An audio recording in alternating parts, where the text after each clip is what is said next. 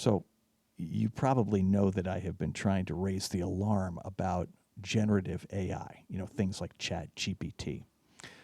Google's part of this, Microsoft's part of this, Meta is part of this, Apple's trying to get into it. There are a lot of things about that that just look really scammy. And I think the reasons are pretty obvious, that this is a category where the cost of creating an AI depends on the scale of the data that you train it on. So let's say you're trying to do something for drug discovery or for gene sequencing. You want to do a highly curated data set of just the stuff about that. So highly focused. And that is a relatively cost-effective thing to do. And it does produce some interesting leads in those two areas. But that's not what OpenAI is trying to do with ChatGPT. That is not what Microsoft's trying to do. That's not what Google's trying to do. That's not what the other guys are trying to do. They're trying to build a monopoly. In order to do it, they want to boil the ocean. They want to have the largest AI out there by a mile, because their explicit goal is to have a monopoly. Now, here's what the problem is. When you're doing it at that scale, it costs roughly $500 million just for the processors that take all the data and turn it into a training set for the AI, or process the training set. Now, they could go out and license all that, but that would cost hundreds of millions of dollars more. And in the tech industry, they don't believe in paying people for the stuff they created. They believe in something called permissionless innovation, which is one of those Orwellian terms. The basic notion is they're going to create something that is proprietary to them, but in order to build it, they're going to steal your stuff. And so essentially, the data that these things are built on is everything they can scrape off the internet. And that includes your personal information from wherever it exists in the open internet. And it includes just gobs of copyrighted material. And they have pretended like that's no big deal. Now, if you have been reading the paper lately, you've probably noticed that the Writers Guild of America has now been joined by the Screen Actors Guild in a big strike against studios and distributors. And one of the things that is a bone of contention is the studio's plan to use these generative AIs to essentially convert the job of being a writer from something that's associated with intellectual property to work for hire. They're basically just trying to squeeze the talent. And they think this is going to work. But there's some problems with this idea. And the most important problem with it is generative AI, at least today, sucks. I mean, there is real evidence that over time, the answers that it gives get worse and worse. And a thing got leaked from Google that kind of gives the game away. Google instructed the tens of thousands of humans who are essentially inspecting the data as it goes into the training set. It basically told them, don't worry about accuracy. You're supposed to go in there and find porn, and you're supposed to go in there and find the very short list of prohibited items. But hey, if it's not true, we don't care.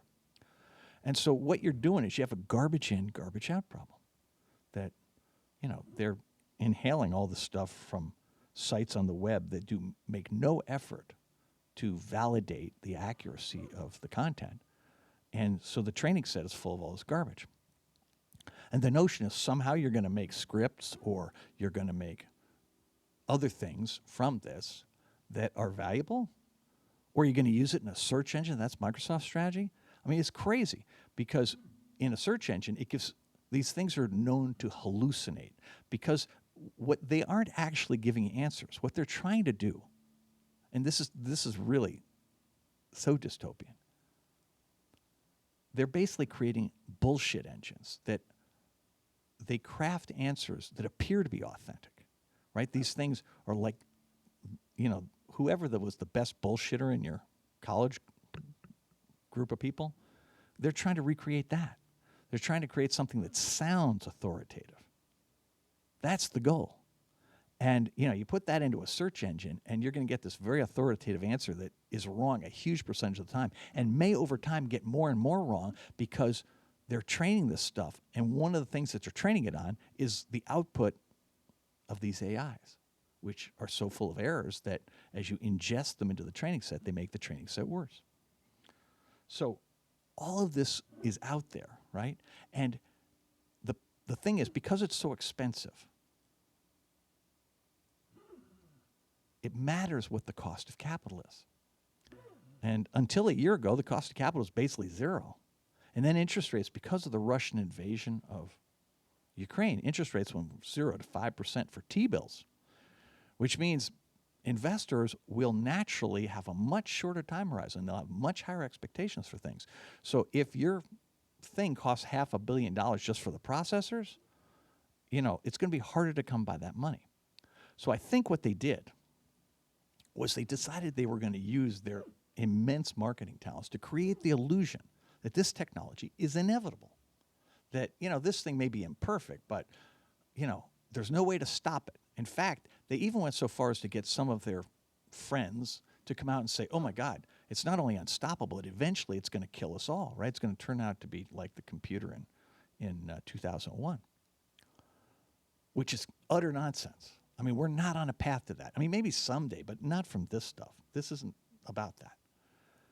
And all of that is designed to create the illusion that it's inevitable so that people adopt it immediately, right? They go, if it's inevitable, it's important to get an early start.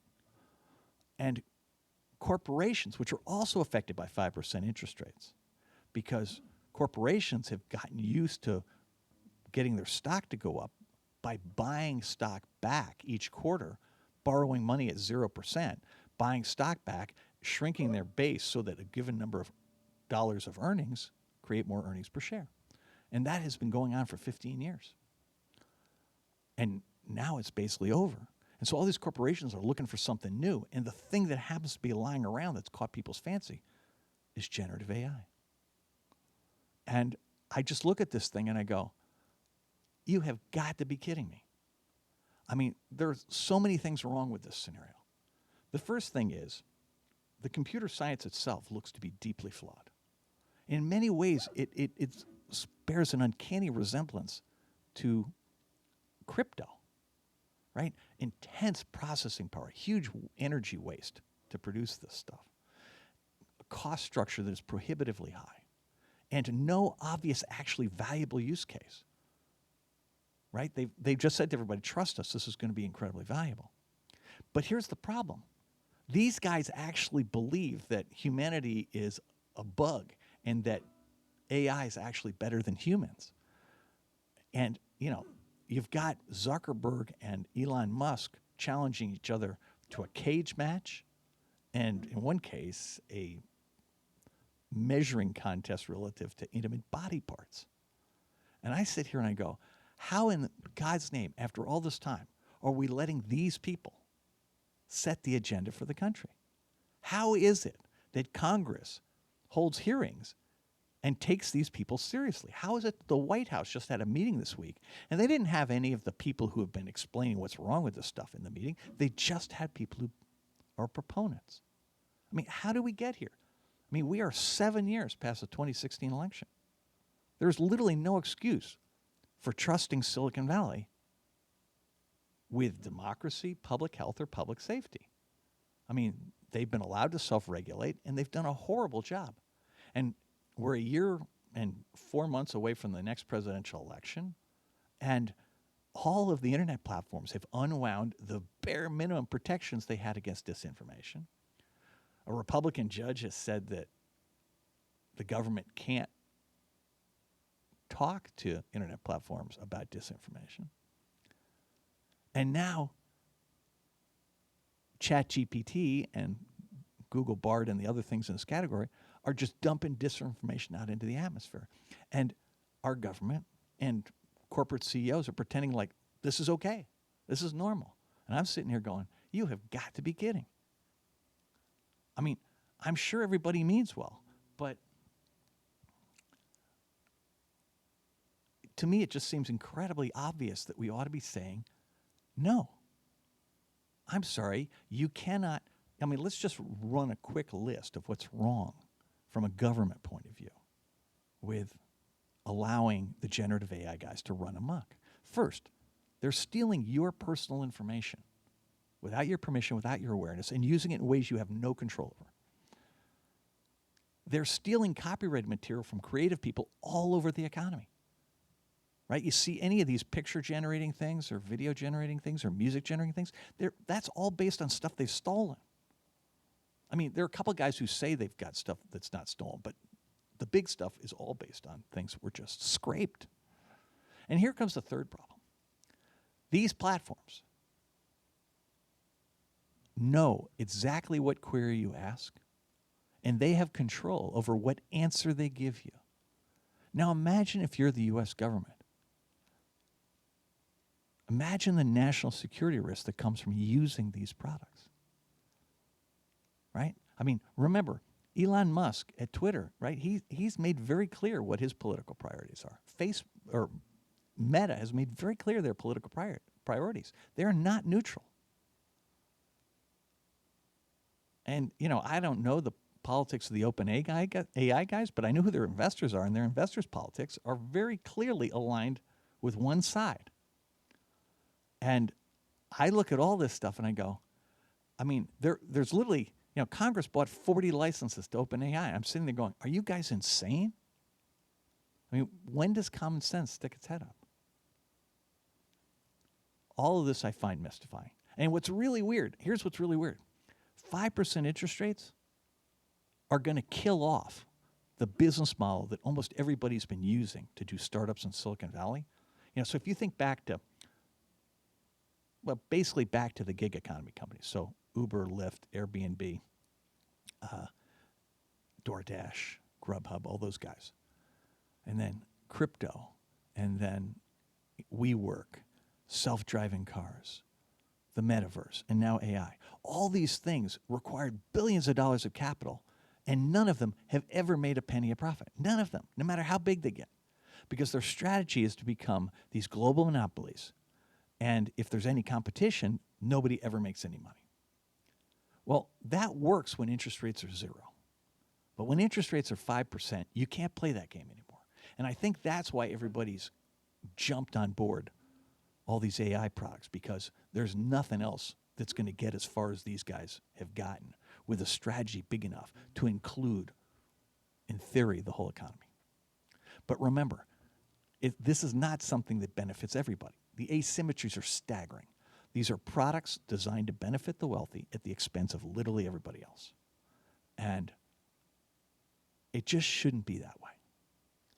But, I've been at this for 7 years, and for whatever reason, I have not been successful at getting this message through to people. So I apologize for venting, but it's right at the surface, and it's healthy for me to get it out. So thank you for doing that. Thank you for listening. There will not be a show the next 2 weeks. After that, I think there will be a show in August, and we'll see you then. I hope you'll check our calendar and come to as many shows as you can, because music business is really hard right now, and it's important that we draw well so we can get into bigger rooms that actually cover our costs. And we'd really appreciate your help if you can do that. And one of the things you can do is, if you have a streaming service, listen to our stuff a lot. And if you don't have a streaming service, try one. Anyway, take really good care of yourselves, and remember to love each other. Just remember to take care of each other, because there's a lot of weird people out in the world right now. And all we have is each other. If we stay close and we, do what the Terrapin folks are doing, which is to create opportunities for the community to come together, we're going to be okay, in spite of all the tech guys. Anyway, take care of yourselves, and we'll see you in a few weeks. Bye-bye.